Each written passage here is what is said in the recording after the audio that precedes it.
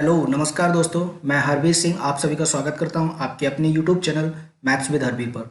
और दोस्तों, जैसा कि आप सब जानते हैं, हम ज्योमेट्री की क्लासेस कर रहे हैं और ज्योमेट्री में हम ट्राइंगल की प्रॉपर्टी को डिस्कस कर रहे हैं। तो जो आज की हमारी प्रॉपर्टी है, सबसे मोस्ट इंपॉर्टेंट प्रॉपर्टी है राइट एंगल ट्राइंगल प्रॉपर्टीज। ठीक है ना। तो राइट एंगल ट्राइंगल की प्रॉपर्टीज को आज हम डिस्कस करेंगे और इसमें समझेंगे कि राइट एंगल ट्राइंगल से किस तरह से, या राइट एंगल ट्राइंगल पर बेस्ड किस तरह से क्वेश्चन पूछे जाते हैं, किस तरह से रिलेट किया जाता है राइट एंगल ट्राइंगल्स को। ठीक है ना। तो उस पर बेस्ड जैसे भी क्वेश्चन एग्जाम में पूछे गए हैं या पूछे जाते हैं, तो उन सारे पैटर्न पर हम एग्जाम इसकी बात करने वाले हैं। ठीक है ना। तो इसके साथ दोस्तों, अगर आप चैनल पर फर्स्ट टाइम विजिट कर रहे हैं तो चैनल को सब्सक्राइब कर लें, साथ में बेल आइकन पर भी क्लिक कर लें, जिससे जो भी नया वीडियो अपलोड की जाए उसकी जानकारी आप तक पहुंचती रहे। तो इसी के साथ दोस्तों, सबसे पहले देखेंगे मोटिवेशनल कोड, और उसके बाद देखेंगे हम अपना जो हमारा राइट एंगल ट्राइंगल प्रॉपर्टीज हैं उनको कैसे करना है। ठीक है ना। तो चलिए सबसे पहले देखते हैं मोटिवेशनल कोड। तो यहाँ पे ये भेजा गया है दिव्यांश सक्सेना के थ्रू। ठीक है ना। और यहाँ पे लिखा है, तू रख हौसला वो मंजर भी आएगा, प्यासे के पास चलकर समंदर भी आएगा। दोस्तों कहते हैं कि हौसला रख, अगर आप मेहनत कर रहे हो तो बस हौसला रखिए और वो बंजर भी आएगा, प्यासे के पास चलकर समंदर भी आएगा। थक हार के ना रुकना, ए मंजिल के मुसाफिर, मंजिल भी मिलेगी, मिलने का मजा भी आएगा। तो दोस्तों रुकना नहीं है, मंजिल भी मिलेगी और मिलने का मजा भी आएगा। तो आपको रुकना नहीं है, आपका जितना कठिन संघर्ष होगा जीत उतनी ही शानदार होगी। तो बिल्कुल आपको रुकना नहीं है और आगे बढ़ते रहना है। तो इसी के साथ, इस मोटिवेशनल कोट के साथ अब देखेंगे हम अपनी राइट एंगल ट्राइंगल प्रॉपर्टी। तो दोस्तों सबसे पहले यहाँ पे देखेंगे राइट एंगल ट्राइंगल होता क्या है।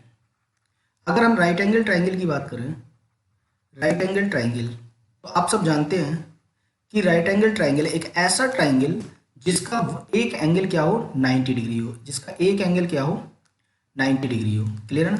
तो एक ऐसा ट्राइंगल जिसका एक एंगल 90 डिग्री हो उसे कहते हैं हम राइट एंगल ट्राइंगल। क्लियर है ना। जिसका एक एंगल क्या हो, 90 डिग्री हो। तो अगर मैंने ये ट्राइंगल ले लिया ए बी सी, तो अगर सी के साइड के जो सामने भुजा है, ये जो 90 डिग्री है, इसके जो सामने की भुजा होती है इसे हम कहते हैं कर्ण। क्या कहते हैं इसे, कर्ण, या इसे कहते हैं हम हाइपोटेनियस। ठीक है ना। अगर जो राइट एंगल ट्राइंगल है इसमें एक तो बेस है इसका, ठीक है ना, एक ये क्या है, बेस। तो इस बेस को बोलते हैं हम आधार। क्या बोलते हैं इसको, आधार बोलते हैं, या हिंदी में बोलते हैं इसको बेस। ठीक है ना। और ये जो इस पर परपेंडिकुलर है, मतलब जो इस पर इसकी जो टांगे हैं ना, एक तो नीचे है, एक जो वर्टिकली लाइन है, ठीक है ना, इसको बोलते हैं हम परपेंडिकुलर, या इसको बोलते हैं हम लंब। क्या बोलते हैं, लंब। तो दोस्तों ये होता है हमारा राइट एंगल ट्राइंगल। ठीक है ना। Right angle triangle. अब राइट एंगल ट्राइंगल में अगर ये दोनों, ये एंगल 90 डिग्री है, तो जो हमारा एंगल ए है, एंगल बी है, इनका सम हमेशा angle A plus angle B हमेशा क्या होगा, 90 डिग्री होगा। ठीक है ना। इसका सम हमेशा 90 डिग्री होगा। अगर कोई भी राइट एंगल ट्राइंगल है तो उसके जो बाकी जो दो एंगल बचेंगे उनका सम हमेशा 90 डिग्री होगा। क्लियर ना। उनका सम क्या होगा, हमेशा 90 डिग्री होगा। और यहाँ पे जो प्रॉपर्टी होती है राइट एंगल ट्राइंगल की, आपने बचपन में पढ़ी होगी, आपको पढ़ाई गई होगी 9th-10th में, कि हमेशा आपने पढ़ा होगा कि कर्ण का स्क्वायर बराबर होता है लंब का स्क्वायर प्लस आधार का स्क्वायर। ठीक है ना। ये आपने पढ़ा होगा। मतलब मैं यहाँ पे कह सकता हूँ कि अगर ये सी है, इसके सामने की साइड मैंने सी ले ली, बी के सामने की साइड अगर बी ले ली, ए के सामने की साइड अगर ए ले ली, तो आप कह सकते हो यहाँ पे कि सी स्क्वायर इक्वल होगा A square plus B square. Clear है ना। ये कह सकते हो आप कि सी जो स्क्वायर होगा वो इक्वल होगा A square plus B square. Clear है ना। तो आप यहाँ पे इसको कह सकते हैं। अब दोस्तों बात आती है कि इसके राइट एंगल ट्राइंगल की ट्रिपलेट समझते हो ना, मतलब उसके जो वैल्यू हैं ए बी सी की वैल्यू, कुछ एक ऐसी वैल्यू या तीन ऐसी वैल्यू ए बी सी के ऐसे मान जो क्या बनाए, एक राइट एंगल ट्राइंगल बनाए, एक राइट एंगल ट्राइंगल बनाए। तो इसका मतलब वो क्या कहलाएंगे, ट्रिपलेट कहलाएंगे। मतलब तीन ऐसी संख्याएं, तीन ऐसी भुजाएं, तीन ऐसी साइड जो एक ट्राइंगल बनाए, और वो ट्राइंगल कैसा होना चाहिए, राइट एंगल ट्राइंगल होना चाहिए। तो वो क्या कहलाएगा, ट्रिपलेट कहलाएगा। ठीक है ना। तो सबसे पहले देखते हैं हम, जैसे मैंने यहाँ पे एक ट्राइंगल बनाया। ठीक है। मैंने एक ट्राइंगल बनाया, बहुत अच्छा, बहुत इंपॉर्टेंट है, डायरेक्ट इस पर क्वेश्चन पूछा जाता है, आप इसको हाईलाइट कर लें। ठीक है ना। अब जैसे यहाँ पे मैंने एक ट्राइंगल बनाया ए बी सी, और मैंने इसकी एक साइड लिखी यहाँ पे, मान लीजिए मैंने जैसे यहाँ पे लिखा ए स्क्वायर माइनस बी स्क्वायर। ठीक है ना। ए स्क्वायर माइनस बी स्क्वायर, और इसकी एक साइड मैंने परपेंडिकुलर दे दिया इसका ए बी, तो हमसे पूछ लिया जाएगा कि ये साइड क्या होगी, ए बी क्या होगी, ठीक है ना, ए बी साइड क्या होगी। तो आप क्या करोगे, देखो आपको नहीं आता तो आप क्या करोगे भाई, आप यही तो करोगे कि जो ए बी है, ए बी का स्क्वायर इक्वल होगा ए माइनस बी, ए स्क्वायर माइनस बी स्क्वायर का होल स्क्वायर, यही तो करोगे, ए स्क्वायर माइनस बी स्क्वायर का होल स्क्वायर और प्लस 2ab का होल स्क्वायर। क्लियर है ना, समझना, बहुत बेसिक से समझा रहा हूँ।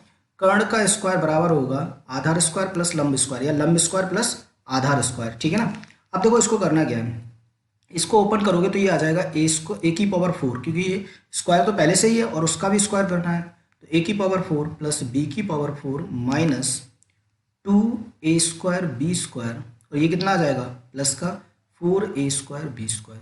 अब यहाँ से जैसे ही आप माइनस करोगे तो ये कितना आ जाएगा, ए की पावर 4 प्लस बी की पावर 4 प्लस ये आ जाएगा 2ab 2a square B square, ठीक है ना। अब यहाँ से अगर आप ए बी की वैल्यू निकालोगे, तो इसका मतलब इसका रूट लेना पड़ेगा, ठीक है ना। और ये क्या बन जाएगा, ये एक फॉर्मूला बन जाएगा ए प्लस बी का होल स्क्वायर, मतलब ए स्क्वायर प्लस बी स्क्वायर का होल स्क्वायर। क्लियर है ना, ये बन जाएगा। और ए बी हमारा आ जाएगा, ए बी कितना आ जाएगा, ए बी आ जाएगा हमारा ए स्क्वायर प्लस बी स्क्वायर।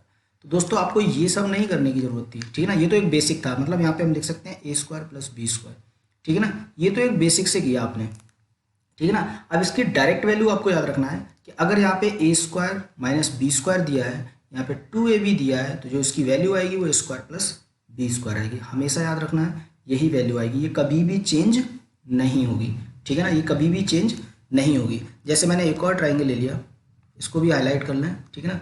जैसे मैंने यहाँ पे लिया एक right angle triangle,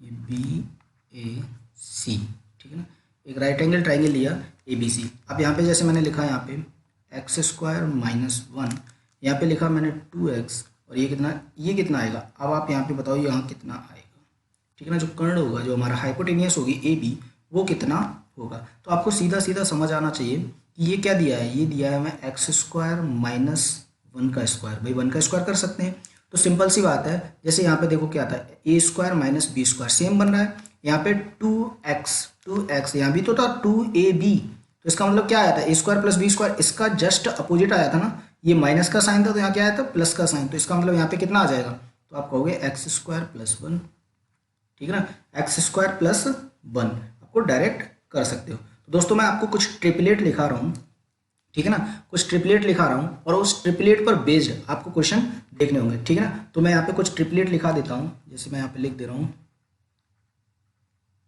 Pythagorean triplet,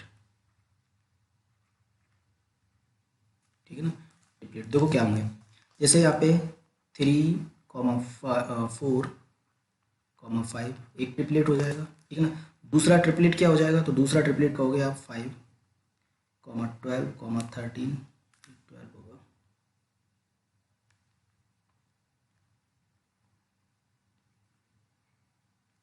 5, 12, 13। तीसरा ट्रिपलेट हो जाएगा हमारा 7, 24, 25। तीसरा ट्रिपलेट हो जाएगा हमारा 8, 15, 17।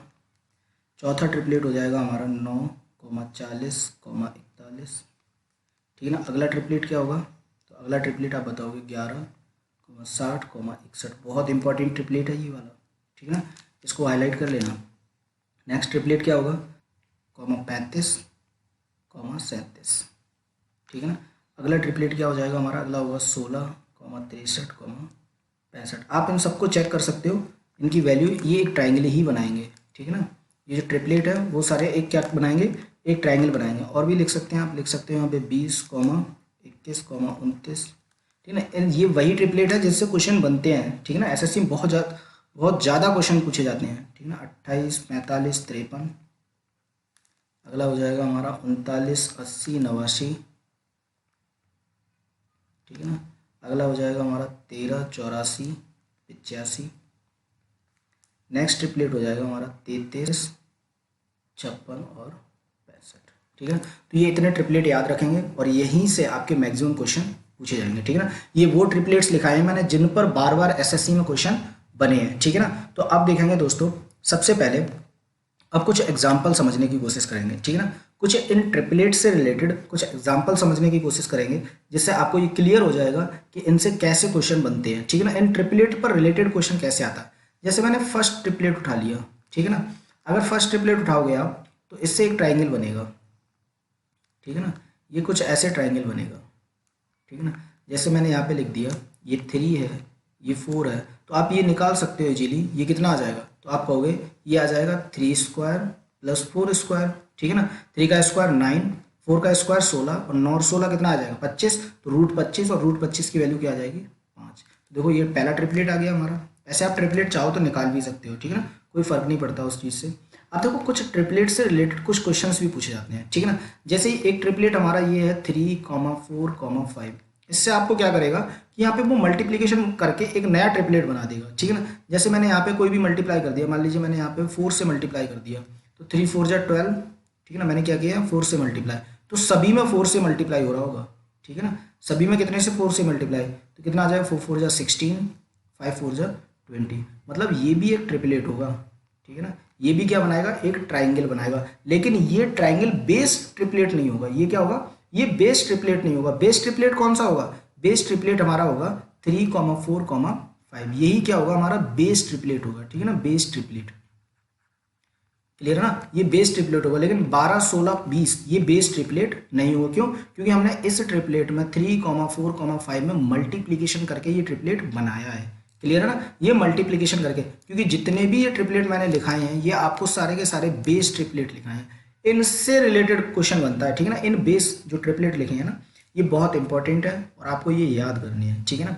और आप जब क्वेश्चन में लगवाऊंगा यहाँ पे तो आपको धीरे धीरे क्वेश्चन के साथ साथ सारे याद हो जाएंगे, ठीक है ना। आपको टेंशन लेने वाली कोई बात नहीं है। लेकिन हाँ, इस क्लास को आपको बहुत पेशेंस से समझना होगा, क्योंकि आप अगर पेशेंस नहीं रखेंगे तो फिर प्रॉब्लम होने वाली है, ठीक है ना। क्योंकि ज्योमेट्री इससे आगे और अच्छी लेवल की होने जा रही है, ठीक है ना। एक और ट्राइंगल मैंने ले लिया, जैसे मैंने एक ट्राइंगल लिया यहाँ पे, एक ट्राइंगल लिया, मैंने कहा ये ABC, ये राइट एंगल ट्राइंगल है हमारा। क्लियर है ना, ये राइट एंगल ट्राइंगल है। और मैंने यहाँ पे एक साइड दे दी, ये 15 साइड है, ये आपकी कितनी है 36 है। तो हमसे पूछ लेगा कि AB की लेंथ क्या होगी, AB की लेंथ क्या होगी। अगर आपको ट्रिपलेट याद है तो आप इजीली कर सकते हो। भाई एक बात बताओ मुझे, 15 36, 15 और 36 को देख करके मेरे दिमाग की घंटी बजनी चाहिए, क्या समझ आना चाहिए। अगर मैं इस 15 को 3 से डिवाइड कर दूं, 3 से डिवाइड करूं तो क्या निकल के आएगा 5, समझना। इस 36 को मैं 3 से डिवाइड कर दूं, 3 से डिवाइड करूं तो क्या निकल के आएगा 12, समझना इस चीज़ को, ठीक है ना। 5 12। अब एक बात बताओ मुझे, यहाँ से एक चीज़ समझ नहीं आ रही, एक ट्रिपलेट नहीं बनना, ये 5 12 13 का।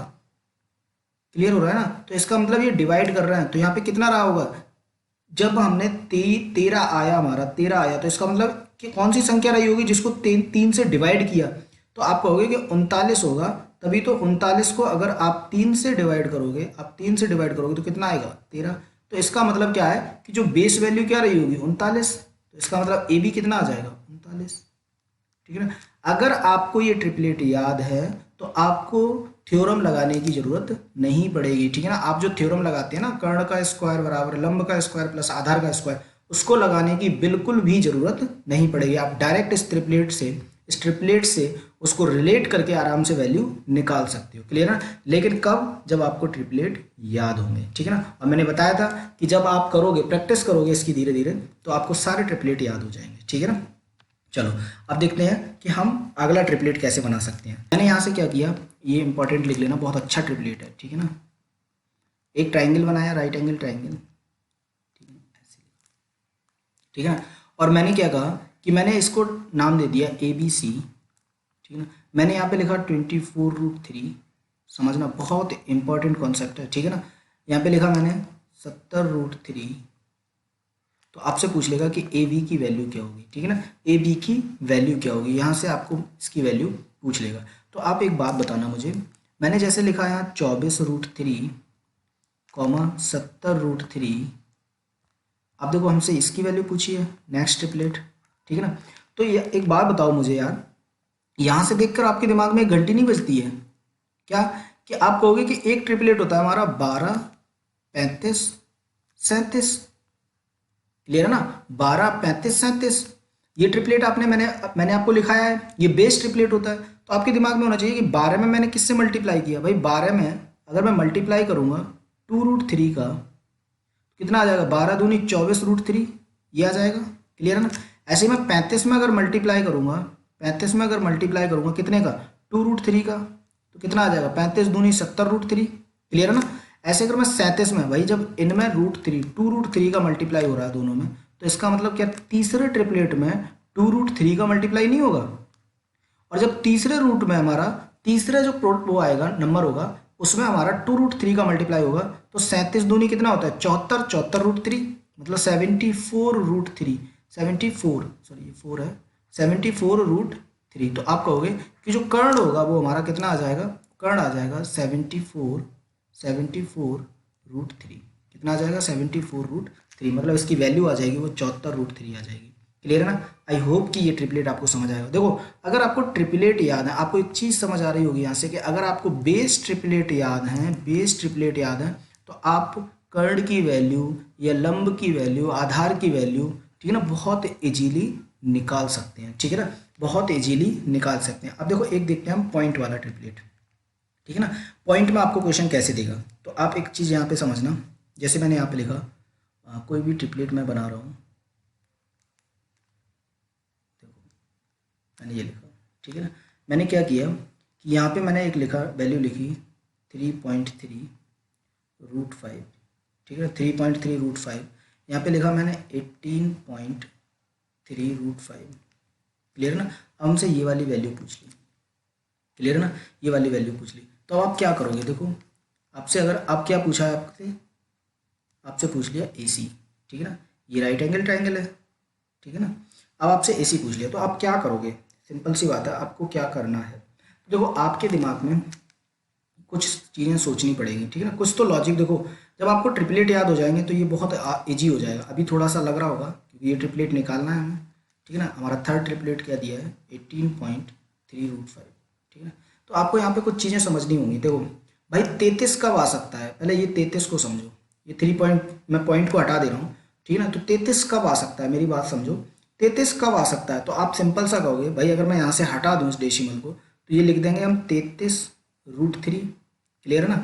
ये तो कुछ ऐसे ही आ जाएगा, इसका मतलब यहाँ से भी दशमलव हट जाएगा तो आ जाएगा 183√3√5, ठीक है ना, ये √5 होगा, ठीक है ना।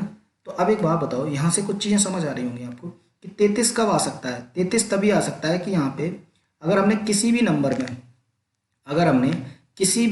में, जो नंबर हमारा दिया है, ठीक है ना, उस नंबर में हमने क्या किया कि यहाँ पे हमने प्रोडक्ट किया है, क्या किया है, प्रोडक्ट किया है एक ऐसे नंबर से कि हमारा कितना आ जाए, 33 आ जाए। तो मैं यहाँ पे कहूँगा कि भाई मैंने 11 में 3 का गुणा कर दिया। क्लियर है ना, 11 में 3 का गुणा किया तो 33 आ जाएगा। अब यहाँ पे मैं अगर 3 के आगे दशमलव लगा दूँ, ठीक है ना, 3 के आगे क्या लगा दूँ मैं, दशमलव, तो आप कहोगे 11 में 0.3 से मल्टीप्लाई करोगे तो कितना आ जाएगा, 3.3।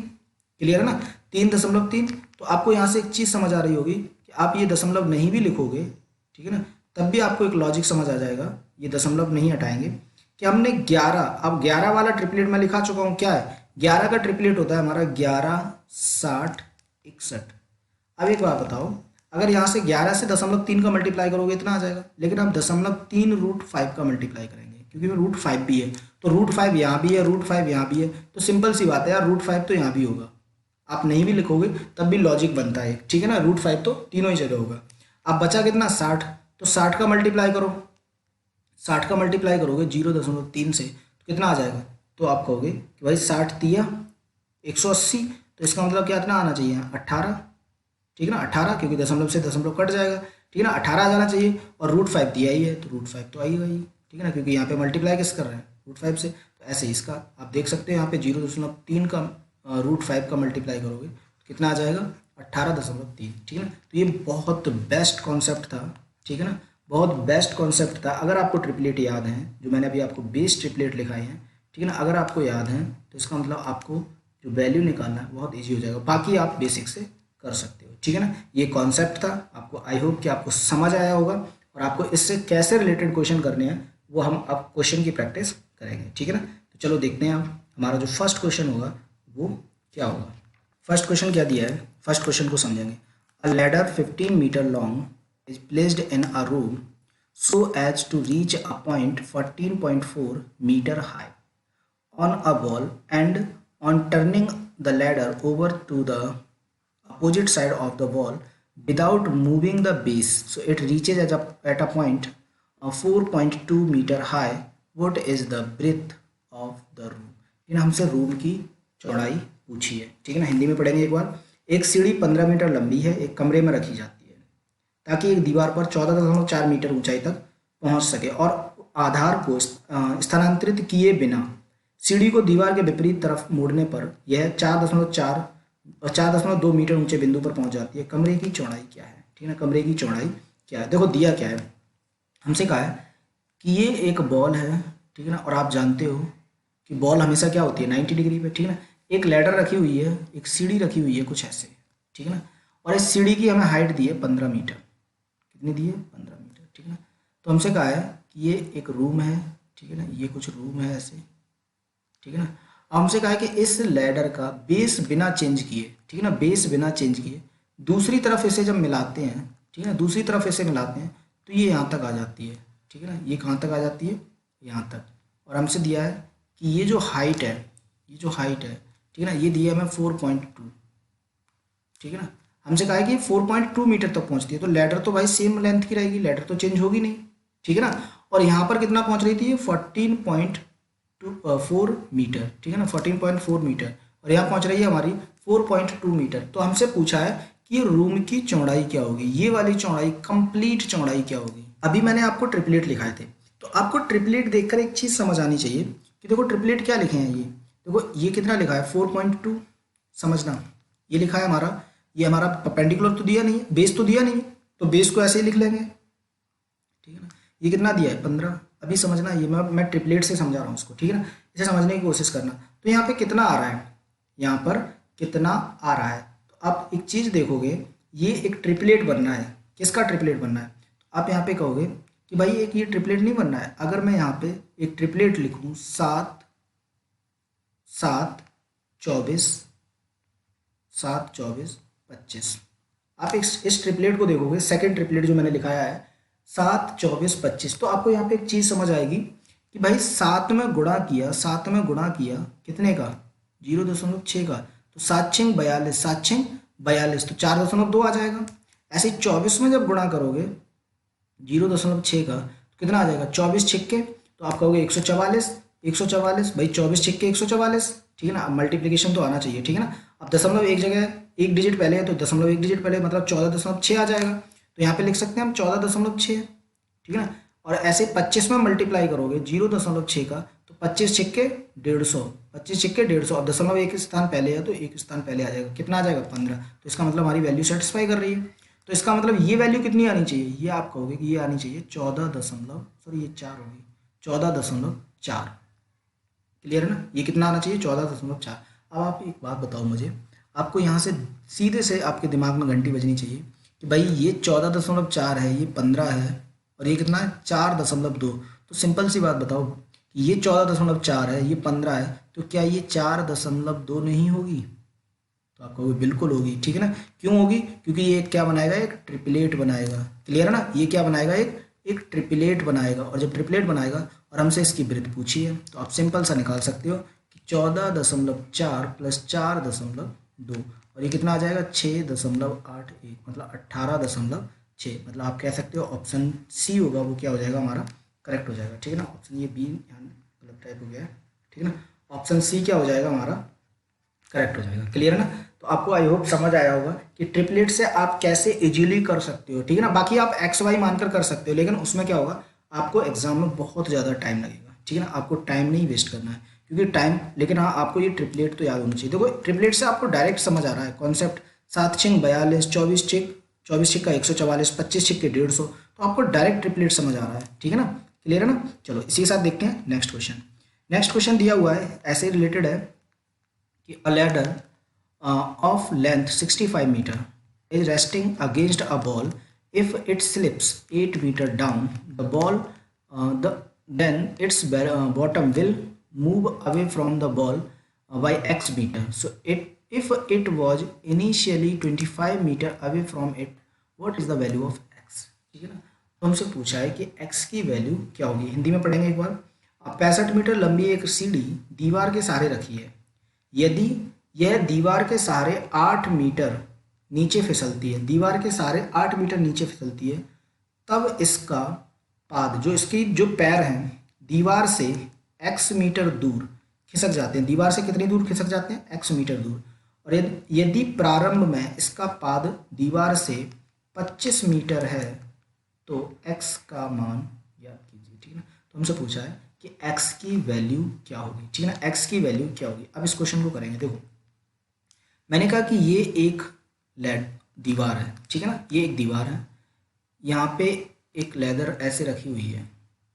ठीक है ना, ये भाई दीवार तो 90 डिग्री पे होती है हमेशा। ठीक है ना, तो अब देखो, इस दीवार पर ये लेदर रखी हुई है और हमसे कहा है कि जो लेदर की लेंथ है वो 65 मीटर है। क्लियर है ना, 65 मीटर है। अब हमसे कहा कि जो ये कितनी दूर है यहाँ से, यदि प्रारंभ में इसका पाद दीवार से 25 मीटर दूर है तो ये 25 मीटर दूर है। क्लियर है ना, यहाँ तक की डिस्टेंस कितनी है? 25 मीटर।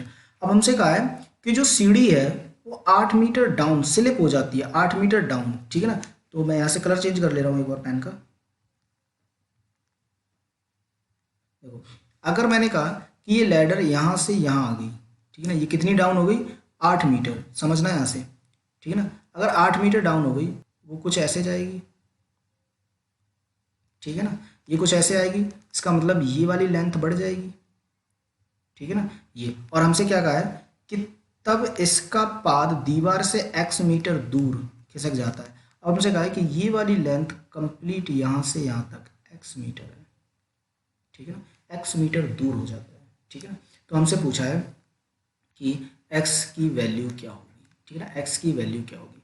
अब एक बात बताओ मुझे, ये अगर 65 है तो इस लेदर की लेंथ भी तो 65 रहेगी, ये तो कभी चेंज होगी नहीं।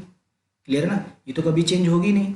अब एक बात बताओ मुझे, क्या अगर मैं ये लेंथ देखूं, ये वाली, ठीक है ना, इस लेंथ की अगर मैं बात करूंगा तो ये कितनी हो जाएगी। तो आपके दिमाग में एक चीज, सीधे से चीज़ आनी चाहिए। देखो, पहले तो आप इस ट्राइंगल को देखो, इस रेड वाले ट्राइंगल को देखो। तो आप रेड वाले ट्राइंगल को देखोगे, ठीक है ना, मैं इसको नाम दे दे रहा हूँ ABC और इस पॉइंट को D। ठीक है, तो अगर आप ट्राइंगल ABC को देखोगे तो यहाँ पे देखो बेस कितना बन रहा है? 25। ठीक है ना, लंब हमें दिया नहीं है। ठीक है ना, और कर्ण कितना बन रहा है? 65। ठीक है ना, कर्ण कितना बन रहा है? 65। तो आपको एक चीज़ समझ नहीं आ रही, मैं अगर यहाँ पे लिख दूँ 5, यहाँ लिख दूँ मैं 12, यहाँ लिख दूँ मैं 13, तो आपको एक चीज़ समझ आएगी कि 5 गुणा 5 कितना आ रहा है? 25। 13 गुणा 5 कितना आ रहा है? 65। तो आपको यहाँ समझ आना चाहिए कि 12 गुणा 5, 12 गुणा 5 कितना आना चाहिए? 12 पंजे 60, मतलब ये 60 होना चाहिए।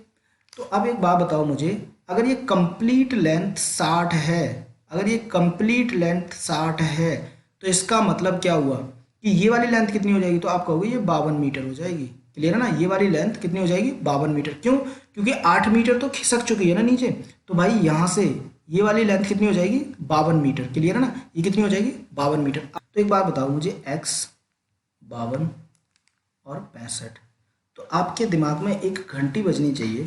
मुझे यहाँ पे दिख रहा है ये जो 52 आ रहा है, अगर मैं यहाँ 13 से डिवाइड करूँ, कितने से? 13 से अगर मैं डिवाइड करूँ तो आप कहोगे 13 चौक 52, यहाँ 4 आ जाएगा। अगर मैं इस 65 को 13 से डिवाइड करूँ, 13 से, तो कितना आ जाएगा? 13 पंजे 65। क्लियर है ना, तो फिर एक बात बताओ, इस नंबर को भी तो हम 13 से डिवाइड करेंगे, इस x को भी तो 13 से डिवाइड करेंगे, तो ये एक ट्रिपलेट नहीं बनता, दिख रहा है आपको? 5 4, तो आपको पता है एक तीन भी ट्रिपलेट होता है, तो 3 कब आया होगा? 13 3 39, तो मतलब x की लेंथ कितनी होगी? 39। तभी तो भैया 13 से डिवाइड करने पर 3 आएगा। क्लियर है ना, और ये तभी तो ट्रिपलेट बनेगा एक। क्लियर हो रहा है ना, तो इसका मतलब क्या हुआ कि जो x की लेंथ होगी वो कितनी हो जाएगी? 39 मीटर। क्लियर, x की लेंथ कितनी हो जाएगी? 39 मीटर। तो मतलब जो ऑप्शन बी होगा वो क्या हो जाएगा? हमारा करेक्ट हो जाएगा। ठीक है ना, आई होप कि आपको क्वेश्चन समझ आया होगा। ट्रिपलेट से आप इजीली निकाल सकते हो। ठीक है ना, ट्रिपलेट से आप इजीली निकाल सकते हो अगर आपको ट्रिपलेट याद है। ठीक है ना, अगर आपको ट्रिपलेट याद नहीं है तब आप इजीली नहीं निकाल सकते, लेकिन ट्रिपलेट याद कब होंगे? जब आप प्रैक्टिस करोगे। ठीक है ना, आप जितनी प्रैक्टिस करोगे उतनी जल्दी आपको ट्रिपलेट याद हो जाएंगे, ठीक है ना। चलो अब देखते हैं नेक्स्ट क्वेश्चन, वो बहुत इंपॉर्टेंट क्वेश्चन है, मोस्ट इंपॉर्टेंट, ठीक है ना। तो इसको अच्छे से समझेंगे। देखो क्या दिया है, ये एक तरह से एक थ्योरम है, ठीक है ना, और उसको प्रूफ हम बाद में करेंगे। आप पहले इस क्वेश्चन को देखते हैं। देखो दिया है, side B C of a triangle A B C, angle ABC 90 degree is divided into four equal parts at P, Q, and R respectively. So if AP square plus AQ square plus AR square equals to 3B square plus 17 NA square, then N is equal to, ठीक है, हमसे N की value पूछी है। देखो आप करेंगे क्या, आप समझना इसको। मैंने कहा कि कोई भी एक ट्राइंगल है, ठीक है ना, मैं पेन चेंज कर लेता हूँ एक बार। देखो मैंने कहा कोई भी एक ट्राइंगल है, मैंने ये ट्राइंगल ले लिया, हमारा ट्राइंगल है, ठीक है ना। अब आप यहाँ पे समझना, ये ए, ये बी, ये सी। मैंने कहा कि ये इसको चार पार्ट्स में इक्वल हमने डिवाइड किया, ठीक है ना, चार इक्वल पार्ट्स में डिवाइड किया।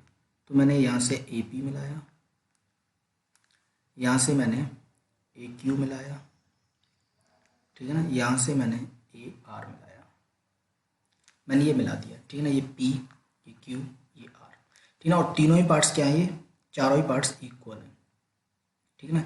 इसको इक्वली डिवाइड किया है हमने। अब हमसे पूछा है कि ए पी स्क्वायर, हमसे क्या पूछा है, ए पी स्क्वायर, ठीक है ना, हमसे वैल्यू पूछी है A P square plus A Q square plus A R square, ठीक है ना, equals to 3B square plus 17 NA square, ठीक है ना। और हमें इस n की वैल्यू बतानी है। तो एक बात बताओ, मैं इस कंप्लीट साइड को, क्योंकि a के सामने है तो मैं इसे मान ले रहा हूँ, ठीक है ना, b के सामने वाली भुजा को मैं b मान लूँ, ठीक है ना, ये b है। तो एक बात, तो आप कुछ भी मान सकते हो, कोई फर्क नहीं पड़ेगा इससे, ठीक है ना, आंसर पे जरा सा भी फर्क नहीं पड़ेगा। अब एक बात बताओ, आप यहाँ पे कोई भी वैल्यू रख दो, क्योंकि ये क्या है, थ्योरम है, और थ्योरम हमेशा आपको पता है प्रिय हमेशा एक अटल सत्य होता है, वो कभी भी चेंज नहीं होता, ठीक है ना। तो अगर ये थ्योरम है तो मैं यहाँ पे कोई भी वैल्यू रख दूँ, मैं एक ऐसी सिंपल सी वैल्यू रखूँगा जो मेरा डाटा इजी हो जाए, ठीक है ना। तो मैंने कहा ये ए बी है वो 1 है, ठीक है ना, बी डी है वो भी 1 है, और मैंने इनको सबको 1 1 दे दिया, क्योंकि ये सब क्या है, इक्वल है, ठीक है ना, तो सब 1 1 हो जाएंगे। तो अब एक बात बताओ, अगर ए बी 1 है और बी डी 1 है तो क्या ये √2 नहीं होगी ए डी? आप कहोगे बिल्कुल होगी। क्यों होगी? क्योंकि भाई 1 का स्क्वायर प्लस 1 का स्क्वायर और इसका रूट निकालोगे तो √2 आ जाएगा। क्लियर ना। अब एक बात बताओ मुझे कि अगर ए पी की बात करोगे, ए पी, ठीक है ना, तो ए पी कितना आ जाएगा, √2। तो यहाँ पे एक ए पी की वैल्यू लगाओगे, √2 का स्क्वायर कितना आ जाएगा, 2, ठीक है ना, √2 का स्क्वायर करोगे तो कितना आ जाएगा, 2 आ जाएगा, ठीक है ना। ऐसे ही आप पी क्यू निकालोगे तो पी क्यू कितना आ जाएगा, पी क्यू आ जाएगा 1 + 1, कितना आ जाएगा ये 2, मतलब 2 का स्क्वायर प्लस इस 1 का स्क्वायर, ठीक है ना, तो कितना आ जाएगा, √2 का स्क्वायर 4 और प्लस 1 5, तो √5 आ जाएगा। क्लियर है ना। पी क्यू कितना आ जाएगा, रूट मतलब ए क्यू कितना आ जाएगा, √5, ये √5 आ जाएगा। क्लियर है ना। तो इसका मतलब ए क्यू का स्क्वायर कितना आ जाएगा, √5 का स्क्वायर करोगे तो आ जाएगा 5। समझना है इसको, ठीक है ना। ऐसे ही ए आर, अब देखो ए आर निकालोगे तो ए आर कितना हो जाएगा यहाँ तक 3। क्लियर है ना। ए आर कितना हो जाएगा 3, तो मतलब हम कह सकते हैं कि 3 का स्क्वायर प्लस 1, ठीक है ना, और ये कितना आ जाएगा 9 और 1 10, मतलब √10 आ जाएगा, ठीक है ना। तो ए आर कितना आ जाएगा, √10। क्लियर है ना, √10। तो ए आर का स्क्वायर करोगे, ए आर का स्क्वायर करोगे तो आ जाएगा हमारा 10, भाई √10 का स्क्वायर करोगे तो 10 आएगा, ठीक है ना। अब एक बात बताओ मुझे, यहाँ पे दिया है 3B स्क्वायर, ठीक है ना, हमें ये बी कंप्लीट बी दी है, ठीक है ना, बी मतलब ए सी, तो ए सी कितना आएगा भाई, ये हो जाएगी कंप्लीट 4, ठीक है ना, और ये 1 मतलब 4 का स्क्वायर तो 16 प्लस 1, तो ये आ जाएगा √17, और √17 का स्क्वायर करोगे तो यहाँ पे आ जाएगा 17, ठीक है ना, प्लस ये कितना आ जाएगा 17 गुणा n गुणा ए स्क्वायर, ए कितना दिया है, ये कंप्लीट दिया है, ठीक है ना, और ये कितना है 4, तो 4 का स्क्वायर कितना आ जाएगा 16, ठीक है ना। अब बस इसको सॉल्व करना है। तो देखो क्या करेंगे, 10 और 5 15 और 2 17, ठीक है ना। ये कितना आ जाएगा, यहाँ से 17 कॉमन ले लो तो ये कितना बचेगा 3 प्लस 17 वो सॉरी 16n। अब 17 से डिवाइड कर दूँ तो ये आ जाएगा 17/17 बराबर 3 + 16n, ठीक है ना, और यहाँ से वैल्यू निकालोगे 16n की तो ये आ जाएगा हमारा, ये यहाँ पे कितना आ जाएगा, 17 से 17 कटेगा तो ये 1 टाइम, तो ये आ जाएगा 1-3, ठीक है ना। और 16 n की वैल्यू निकालोगे तो यहाँ कितना बचेगा, -2/16, और 2 से कट करोगे तो ये 8 टाइम, तो n की वैल्यू आ जाएगी आपकी, आप कहोगे यहाँ से आ जाएगी -1/8। कितनी आ जाएगी, -1/8। तो मतलब ऑप्शन ए क्या हो जाएगा हमारा, करेक्ट हो जाएगा, ठीक है ना। ऑप्शन ए क्या होगा हमारा, करेक्ट हो जाएगा। तो आप इस तरह से इजीली डाटा लेकर के आप, अब देखो कुछ लोगों के मन में आएगा कि हम 3-4-5 ट्रिपलेट ले लें, 3-4-5, तो आप इसको लेकर भी कर सकते हो, अगर करना चाहो तो कर सकते हो। मैं कराऊंगा नहीं, क्यों नहीं कराऊंगा, क्योंकि इससे थोड़ा सा डाटा हमारा टफ हो जाएगा, ठीक है ना, हमें कैलकुलेशन ज़्यादा करनी पड़ेगी। तो आप चाहो तो कर सकते हो, ठीक है ना, आप प्रैक्टिस कर सकते हो घर पर इजीली, ठीक है ना। तो आप कोई सा भी ट्रिपलेट ले सकते हो, यहाँ से सब ट्रिपलेट्स यहाँ पे क्या होंगे, फॉलो होंगे, ठीक है ना। चलो नेक्स्ट क्वेश्चन देखते हैं, नेक्स्ट क्या है। तो इस क्वेश्चन को समझेंगे और बहुत अच्छा क्वेश्चन है। देखो क्या दिया है, in the given figure CE 16 centimetre and ABC 90 degree, angle ABC 90 degree, then find AD। हमसे AD की लेंथ पूछी है, हमसे दिया क्या है, CE, मतलब CE ये लेंथ, देखो हमें ये वाली लेंथ दी है, ठीक है ना, ये 16, और हमसे पूछा है AD, मतलब हमसे ये वाली लेंथ पूछी है, ठीक है ना, ये आपसे लेंथ पूछी है, ठीक है ना। अब आपको देखो निकालना क्या है, एक बात बताओ मुझे, आपसे ये पूछा है AD, ठीक है ना, AD निकालना है। तो एक चीज़ देखोगे, और हमसे कहा है कि ABC 90 डिग्री, मतलब ABC ये वाला एंगल दिया है हमें 90 डिग्री, ठीक है ना। एंगल B क्या दिया है, एंगल ABC क्या दिया है, 90 डिग्री। तो आप एक चीज़ देखेंगे इस ट्राइंगल, कौन से ट्राइंगल में, ABC में देखेंगे कि अगर ये ट्राइंगल 45 है, ये 90 डिग्री है, ठीक है ना, ये 90 डिग्री है, तो जो एंगल BAC होगा ये कितना होगा, तो आप सिंपल सा बोलोगे कि ये भी 45 होगा, ठीक है ना। और ये एंगल अगर 45 होगा तो एक बात बताओ, आमने सामने के एंगल अगर इक्वल हैं तो आमने सामने की भुजाएं इक्वल नहीं होती हैं, तो आप कहोगे बिल्कुल होंगी। तो इसका मतलब क्या हुआ कि जो AB होगी, जो AB होगी वो CB के इक्वल होगी, क्लियर है ना। जो AB होगी वो CB के इक्वल होगी या BC के इक्वल होगी, क्लियर है ना। अब एक बात बताओ मुझे आप, कि अगर ये एंगल 90 डिग्री है तो क्या ये एंगल, ये वाला एंगल 90 डिग्री नहीं होगा, क्योंकि एक लाइन क्या बनती है 180 डिग्री की, तो मतलब ये एंगल हमारा कितना हो जाएगा 90 डिग्री, क्लियर है ना, ये 90 डिग्री। तो ये वाला एंगल अगर 45 डिग्री है, ये एंगल अगर 45 है, तो आप कहोगे कि ये भी एंगल कितना होगा 45 होगा, इसका मतलब ये 45। अब जब आमने सामने के एंगल इक्वल हैं तो क्या आमने सामने की भुजाएं इक्वल नहीं होंगी, तो आप कहोगे बिल्कुल होंगी। क्या होंगी, BE इक्वल किसके होगी, BE इक्वल होगी BD के, BD के, ठीक है ना, BD के। अब यहाँ पे आप एक चीज़ बताओ मुझे, क्या बताओगे आप, एक बात देखो यहाँ पे आपको एक चीज़ नज़र आ जाएगी, क्या नज़र आएगी, देखो अगर मैं यहाँ से AD निकालूँ, मैं ट्राइंगल ABD की बात करूँ, तो मैं AD ट्राइंगल निकालूँ तो AD स्क्वायर क्या हो जाएगा, आप कहोगे कि ये हो जाएगा BD square plus AB square, यही तो हो जाएगा AB स्क्वायर। और हमें पता है कि AB स्क्वायर की जगह क्या लिख सकते हैं हम, BC स्क्वायर, ठीक है ना। तो भाई मैं यहाँ पे लिख सकता हूँ BC स्क्वायर, क्लियर है ना, BC स्क्वायर। और आप देखोगे कि BD स्क्वायर की जगह क्या लिख सकता हूँ मैं, BE स्क्वायर, ठीक है ना, क्या लिख सकता हूँ BE स्क्वायर, यहाँ पे लिख सकता हूँ BE स्क्वायर, क्लियर है ना, BE स्क्वायर। अब एक बात बताओ मुझे आप एक बात बताओ, इन दोनों को देखो, BC मतलब ये वाली साइड, ठीक है ना, और कौन सा है BE ये वाली साइड। अब आप देख रहे होगे कि ये एक ट्राइंगल बन रहा है, ठीक है ना, ये एक ट्राइंगल बन रहा है, कौन सा BCE।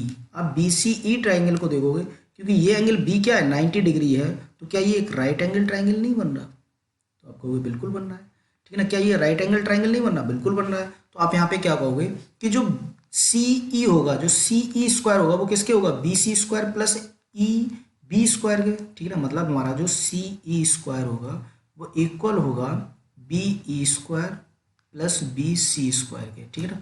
और BE square plus BC square की वैल्यू हम यहाँ पे अगर रख दें तो यहाँ पे क्या आ जाएगा CE स्क्वायर। और भाई आपको AD स्क्वायर के इक्वल अगर CE स्क्वायर है, मतलब ये साइड इस साइड के इक्वल है, तो इसका मतलब CE की वैल्यू कितनी है 16, तो क्या AD की वैल्यू 16 नहीं होगी, तो आप सिंपल सा बोलोगे कि AD कितना हो जाएगा CE के इक्वल, और CE की वैल्यू कितनी है 16, क्लियर ना। तो CE की वैल्यू कितनी है 16, तो ऑप्शन C क्या हो जाएगा हमारा, करेक्ट हो जाएगा। बहुत अच्छा क्वेश्चन था, समझने वाला क्वेश्चन था, ठीक है ना। चलो नेक्स्ट देखते हैं, नेक्स्ट क्या है। अब देखो नेक्स्ट भी बहुत अच्छा क्वेश्चन है, इसको और अच्छे से समझेंगे, ठीक है ना। जैसे यहाँ पे दिया है एक A B C D is a quadrilateral such that A B 5 centimetre, C D 7 centimetre, B C 17 centimetre and A D 25 centimetre. Also angle A B C plus B C D equals to 270 degree. Find the area of quadrilateral A B C D. लेकिन हमसे पूछा है quadrilateral A B C D का क्षेत्रफल, ठीक है ना। यहाँ पे इस क्वाड्रिलेटरल का हमसे क्षेत्रफल पूछा है, ठीक है ना। इस क्वाड्रिलेटरल का, कंप्लीट क्वाड्रिलेटरल का क्या पूछा है आपसे, क्षेत्रफल पूछा है, ठीक है ना। तो देखो आप कैसे निकालोगे इसका, मैं इधर बना लेता हूँ इसी क्वाड्रिलेटरल को। मैंने कहा एक क्वाड्रिलेटरल है कुछ ऐसे ए बी सी डी, ठीक है ना। क्या है, ए बी सी डी, ये क्वाड्रिलेटरल है, ठीक है ना। ये क्या है, एक क्वाड्रिलेटरल है ए डी सी बी, ठीक है ना। अब यहाँ पे एक चीज़ देखो, अगर मैं यहाँ पे देखूँ ए बी कितना दिया है 5, ठीक है ना, और सी डी कितना दिया है 7, बी सी कितना दिया है, बी सी ये 17 दिया है, ठीक है ना। और हमसे क्या कहा है, ए डी दिया है मैं 25, ठीक है ना। और हमसे क्या दिया है, angle A B C, angle A B C मतलब ये एंगल, ठीक है ना। और एंगल क्या दिया है, बी सी डी मतलब बी सी डी मतलब ये वाला एंगल। इन दोनों का सम कितना दिया है हमें, 270, मतलब ये वाला एंगल और ये वाला एंगल मिलकर बनता है 270 डिग्री का। कितना बनता है, 270। अब एक बात बताओ, अगर मैं ए बी को आगे बढ़ाऊँ, अगर मैं इस ए बी को आगे बढ़ाऊँ, ठीक है ना, समझना। अब मैं सी डी को आगे बढ़ाऊँ, अगर सी डी को आगे बढ़ाऊँ तो कुछ ऐसे जा करके ये यहाँ पे मिल जाएंगे, ठीक है ना। मैंने कहा कि ये कोई पॉइंट मेरा क्या है, ई है, ये पॉइंट क्या है, कोई ई है। अब यहाँ पे समझना, तो ये एक ट्राइंगल नहीं बन जाएगा ई ए डी, ठीक है ना। ई ए डी क्या बनेगा, एक ट्राइंगल, क्लियर है ना। ई ए डी क्या बनेगा, एक ट्राइंगल। तो एंगल ई कितना होगा, मुझे ये बताओ, एंगल ई कितना होगा। तो आप कहोगे सिंपल सा कि ये एंगल 270 डिग्री है, ये एंगल 270 डिग्री है, तो इसका मतलब ये वाला एंगल कितना होगा, तो आप कहोगे कि ये 90 डिग्री होगा, ठीक है ना, 90 डिग्री होगा। अब आप कहोगे कैसे होगा, क्योंकि मैंने आपको एक थ्योरम लिखाई थी पीछे, अगर आपने पीछे वाली वीडियो नहीं देखी है तो आप उनको जरूर देख लें, ठीक है ना। मैंने एक थ्योरम लिखाई थी कि अगर कोई भी ट्राइंगल, ये ए है, ये ट्राइंगल ए है, ए बी सी है, और इसका एंगल ए है, वो एक्सटीरियर एंगल, एक्सटीरियर एंगल, ठीक है ना भाई। एक्सटीरियर एंगल मतलब ये वाला एंगल, सॉरी इसको देखो ऐसे, ठीक है ना। जो एक्सटीरियर एंगल बी और सी हैं, ठीक है ना, मैंने बताया था exterior angle B plus angle C, इन दोनों का सम क्या बताया था, मैंने बताया था कि 180 डिग्री प्लस एंगल ए होता है, ये बताया था मैंने पीछे, ठीक है ना। अगर आपने पीछे की वीडियो नहीं देखी है तो आप शुरू से वीडियो देखो, आपको ये कॉन्सेप्ट मिलेगा, ठीक है ना। तो मैं ये बता चुका हूँ। तो एक बात बताओ, अगर इसमें से 180 घटाओगे तो 90 डिग्री आएगा, तो इसका मतलब एंगल ई निकल आएगा, क्लियर है ना। एंगल ई निकल के आ जाएगा, तो ये क्या हुआ, ये 90 डिग्री हो गया, ठीक है ना। ये कितना हो गया, 90 डिग्री। अब एक बात बताओ, क्या ये एक राइट एंगल ट्राइंगल नहीं बन रहा है भाई। जिस किसी भी ट्राइंगल का अगर एक एंगल 90 डिग्री है तो वो राइट एंगल ट्राइंगल बन जाएगा, क्लियर है ना। तो मतलब मुझे समझ आ रहा है कि ए ई डी एक राइट एंगल ट्राइंगल है। ए ई डी क्या है, एक राइट एंगल ट्राइंगल है, ठीक है ना। ए ई डी एक राइट एंगल ट्राइंगल है। तो मुझे पता है कि इसमें पूरे ट्राइंगल का एरिया निकाल लूँ, ठीक है ना। मैं पूरे ट्राइंगल का एरिया निकाल लूँ और उसमें से इस छोटू ट्राइंगल का एरिया माइनस कर दूँ तो मेरा आंसर आ जाएगा, ठीक है ना। अब यहाँ पे हमें ज़रूरत पड़ेगी ट्रिपलेट की। यहाँ पे किसकी ज़रूरत पड़ेगी, हमें ट्रिपलेट की। देखो करना क्या है, अब हमारे पास हमें पता है कि यहाँ पे साइड क्या है हमारी 17, ठीक है। साइड क्या है 17, क्योंकि ये हाइपोटेनियस होगी भाई। बी सी क्या होगी, अगर ट्राइंगल देखोगे आप ई बी सी में, तो ये क्या होगी बी सी हाइपोटेनियस, क्योंकि ये एंगल कितना है 90 डिग्री का, एंगल ई 90 डिग्री है। तो इसका मतलब अगर ये हाइपोटेनियस हमारी 17 है, हाइपोटेनियस कितनी है 17, तो आपको एक ट्रिपलेट याद आना चाहिए 8 15 17, 8 15 17, ठीक है ना। अब देखो यहाँ से 8 15 17, अब आप कहोगे कि अब कौन सी साइड को हम 8 लें, कौन सी साइड को 17 लें, तो एक बार आप चेक कर सकते हो, ठीक है ना। मैंने कहा कि ये साइड मेरी 8 है और ये साइड मेरी 15 है, ठीक है ना। मैंने ई बी को कितना ले लिया, 8 ले लिया, और मैंने ई सी को 15 ले लिया। तो एक बात बताओ मुझे, ये कंप्लीट ई ए डी ये भी तो एक राइट एंगल ट्राइंगल है, तो इसका मतलब ये साइड कंप्लीट कितनी हो जाएगी, तो आप कहोगे ये 13 हो जाएगी, 8 और 5 13, और ये कंप्लीट साइड कितनी हो जाएगी, तो आप कहोगे 22, क्लियर है ना 22। तो भाई 13 22 25 कोई ट्रिपलेट बनता है क्या, 13 22 25, तो आप कहोगे बिल्कुल नहीं बनता, क्योंकि जो 13 से मैंने ट्रिपलेट लिखाया था आपको 13 84 85। ये मैंने आपको ट्रिपलेट लिखाया था 13 से क्या, 13 से 84 85, ठीक है ना, 13 84 85। क्या ये ट्रिपलेट बन रहा है? तो आपको बिल्कुल नहीं बन रहा है। तो इसका मतलब हम इस साइड को 8 नहीं ले सकते, इस साइड को हम 8 नहीं ले सकते, क्लियर है ना। तो इस साइड को हम 15 भी नहीं ले सकते। अब उल्टा कर दो भाई, मैंने इस साइड को 15 ले लिया, इस साइड को कितना ले लिया 15, इस साइड को कितना ले लिया मैंने 8 ले लिया। तो देखो ये तो ट्रिपलेट हमारा फॉलो हो रहा है, ठीक है ना। हम देखेंगे बड़े ट्रिपलेट को, तो कितना आ रहा है 15, 15 और 5 20, ठीक है ना, 15 और 5 20 हो जाएगा, और 8 7 15 हो जाएगा। मतलब ये ट्रिपलेट बन जाएगा हमारा 15 20 और 25। तो ये ट्रिपलेट फॉलो हो रहा है भाई। ये ट्रिपलेट क्या बन रहा है? ये 3 4 5 का ट्रिपलेट बन रहा है। आप देखो 3 4 5, 3 में किसका मल्टीप्लाई 5 का, 4 में 5 का, 5 में 5 का, ठीक है ना। तो ये एक ट्रिपलेट बन रहा है। तो इसका मतलब यहाँ से हमारी वैल्यू क्या आ जाएगी, करेक्ट आ जाएगी। अब बस एरिया निकाल लो। तो आप बड़े वाले ट्राइंगल का एरिया निकालोगे तो राइट एंगल ट्राइंगल का एरिया क्या होता है, बेस इंटू हाइट, ठीक है ना, दोनों लेग्स का। तो एक लेग्स कितनी दी है इसकी, बड़े ट्राइंगल को देखो, तो एक लेग्स कितनी हो जाएगी, ये कंप्लीट कितनी हो जाएगी 15 और 5 20 हो जाएगी, ठीक है ना। और ये कितनी हो जाएगी 8 7 15 हो जाएगी, ये कितनी हो जाएगी 15, ठीक है ना। ये हो जाएगी हमारी 15। तो यहाँ पे करोगे आप कितना करोगे 20 गुणा 15 माइनस कितना करोगे छोटू ट्राइंगल, छोटू ट्राइंगल कितना है, छोटू ट्राइंगल की एक साइड 8 है एक साइड 5 है, तो 8 गुणा 5, ठीक है ना। 2 से कट करोगे 4 बार, 2 से कट करोगे 10 बार, कितना आ जाएगा 15 दाएँ 150 माइनस, और ये कितना आ जाएगा 5 चौक 20, ठीक है ना, 5 चौक 20। एक मिनट, हम सही निकाल रहे हैं क्या, सॉरी इसकी साइड 15 है ये, हाँ ये सही है, एक साइड 15 है, मैंने यहाँ पे 5 ले लिया है, ठीक है ना। 15 तो कितना आ जाएगा 15 चौक 60 होगा यहाँ पे, ठीक है। ये कितना आ जाएगा 60 हो जाएगा।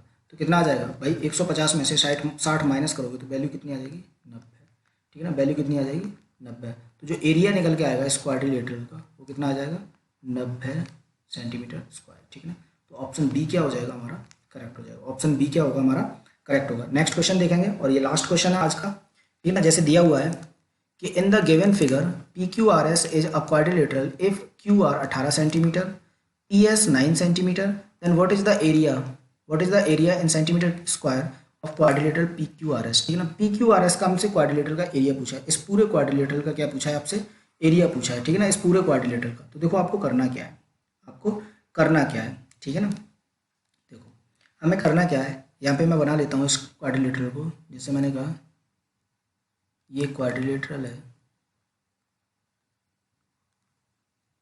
ठीक है ना, ये क्या है, ये गिवन क्वाड्रिलेटरल है, ठीक है ना। कितना है क्यू आर एस पी।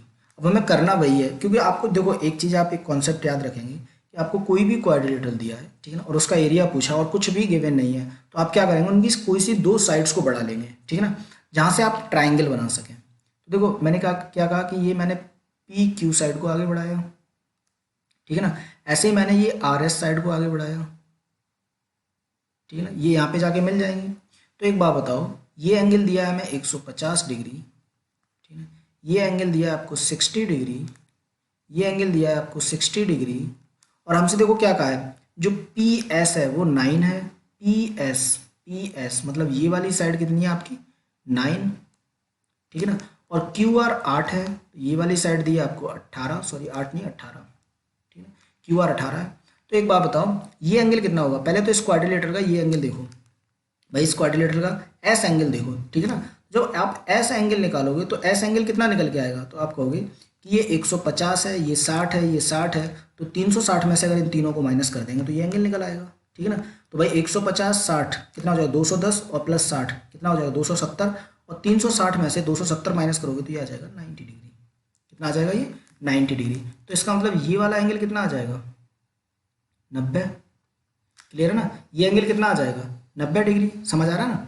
अब एक बात बताओ ये एंगल कितना होगा हमारा, ठीक है ना, इस पॉइंट को मैं कुछ भी नाम दे दूं, टी पॉइंट दे दूं, तो ये एंगल कितना हो जाएगा टी पी एस ये, तो ये कंप्लीट एंगल 150 डिग्री है, तो इसका मतलब ये एंगल 30 डिग्री होगा, तभी तो ये 180 बनाएगा, एक लाइन बनाएगा, क्लियर है ना। अब देखो ये एंगल हमारा कितना है 90 डिग्री, ये वाला एंगल 90 डिग्री है, तो इसका मतलब ये एंगल भी 90 होगा, क्योंकि ये क्या हुआ भाई एक लाइन बनेगी, तो लाइन क्या हो जाएगी हमारी 180 की, तो इसका मतलब ये भी एंगल 90 डिग्री। अब आपको पता है कि किसी ट्राइंगल के दो एंगल आपको दिए हैं, ठीक है ना। अगर आप इस ट्राइंगल को देखो टी एस पी को देखो, आप टी एस पी को देखो, तो इसका एक एंगल 90 डिग्री, एक एंगल 30 डिग्री, तो तीसरा एंगल कितना हो जाएगा, तो आप कहोगे ये 60 डिग्री हो जाएगा। अब आपको एक चीज़ समझ आ रही होगी कि अगर मैं पूरे ट्राइंगल को देखूं टी क्यू आर को देखूं, ठीक है ना, किसको देखूं मैं, टी क्यू आर को देखूं, तो आपको एक चीज़ समझ आ जाएगी। क्या समझ आएगा कि भाई टी क्यू आर एक right angle triangle equilateral triangle बन गया, क्योंकि इसके तीनों एंगल क्या है, 60 डिग्री, तीनों एंगल क्या है इसके, 60 डिग्री। तो इसका मतलब अब तो एरिया निकाल सकते हो भाई, हमें एक साइड तो गिवन है ना, तो बाकी साइड क्या होंगी, इक्वल होंगी, तो इसका एरिया कितना हो जाएगा, तो आप कहोगे इक्विलेटरल ट्राइंगल का एरिया होता है √3/4 इंटू साइड स्क्वायर, और साइड स्क्वायर का मतलब 18 का स्क्वायर, ठीक है ना। अब इसमें से माइनस क्या करना है आपको, इस छोटू ट्राइंगल का एरिया, ठीक है ना। तो एक बात बताओ, ये 90 डिग्री है और ये साइड हमें 9 है, ये साइड कितनी दी है हमें, PS दी है हमें 9। और एक बात बताओ मुझे कि अगर ये 9 है, ठीक है ना, ये 9 दी है, तो ये जो राइट एंगल ट्राइंगल है इसकी ये साइड कितनी हो जाएंगी, तो भाई आप एक यहाँ से देखो, मैंने बताया था कि अगर जो 90 डिग्री होती है, अगर मैंने नहीं बताया है तो आप समझ लो, ठीक है, जो 90 डिग्री होती है उसके सामने की साइड होती है 2, 30 डिग्री होता है उसके सामने की साइड होती है, कितनी होती है 1, और जो 60 डिग्री होता है उसके सामने की साइड होती है √3। तो एक बात बताओ, √3 की वैल्यू 9 है, तो 1 की वैल्यू कितनी है, 2 की वैल्यू निकालनी है ना हमें, 2 की, तो 2 की वैल्यू कितनी आ जाएगी, तो आप कहोगे क्योंकि 90 डिग्री के सामने का कांड होगा, ठीक है, हमें तो 1 की वैल्यू निकालनी है, सॉरी √3 की नहीं, तो 1 की वैल्यू कितनी आ जाएगी, तो आप कहोगे 1 की वैल्यू आ जाएगी 9/√3, और 3 से कट करोगे तो ये 3√3 टाइम कट जाएगा, ठीक है ना, 3√3 टाइम। तो इसका मतलब जो ये साइड कितनी आ जाएगी हमारी, ये आ जाएगी हमारी 3√3, क्लियर है ना, 3√3। तो यहाँ से एरिया निकाल दो, 1/2 इंटू 9 इंटू 3√3, ठीक है ना। तो यहाँ से देखो कितना आ जाएगा, ये आ जाएगा, इसको कट करोगे तो ये 4 से कट कर दो इसको, ठीक है ना, 18 × 18, तो 4 से कट करोगे तो ये आ जाएगा √3/4 इंटू 18 × 18, और इसको कट करोगे 2 बार, 9 बार, फिर इस 2 से 9 बार, और 9 9 81√3 माइनस कितना आ जाएगा, ये 9 × 27 √3/2, ठीक है ना, -27 √3/2। यहाँ से देखो एलसीएम ले लो, कितना आ जाएगा एलसीएम, 2 आ जाएगा, ठीक है ना, एलसीएम 2 आ जाएगा, तो यहाँ से कितना आ जाएगा, 81 दूनी 162 √3 माइनस कितना आ जाएगा 27 √3, और 162 में से 27 √3 माइनस करोगे तो कितना बचेगा, अब देखो 162 से 27 माइनस कर दो, ठीक है ना, तो 12 में से 7 जाएंगे 5 आ जाएगा, यहाँ कितना बचेगा 5, 2 माइनस करोगे 3, 135 √3/2, ठीक है, 135 √3/2। ऑप्शन कौन सा हो जाएगा हमारा, 135, सी ऑप्शन हमारा करेक्ट हो जाएगा, ठीक है ना, सी ऑप्शन क्या हो जाएगा, करेक्ट हो जाएगा। तो ये बहुत अच्छे क्वेश्चन थे जो आज मैंने 6 क्वेश्चन कराए हैं, ठीक है ना, राइट एंगल ट्राइंगल के, जो हमारे एक तरह से ट्रिपलेट था उससे रिलेटेड थे, और बहुत अच्छे कॉन्सेप्चुअल क्वेश्चन थे। और अगर आपने वीडियो अभी तक लाइक नहीं की है तो वीडियो को लाइक कर दें, शेयर कर दें अपने दोस्तों को, और अगर आप तक चैनल सब्सक्राइब नहीं किया है तो चैनल को सब्सक्राइब करना बिल्कुल ना भूलें। इसी के साथ दोस्तों मैं आपसे विदा लेता हूँ। Thank you, have a nice day. जय हिंद, जय भारत।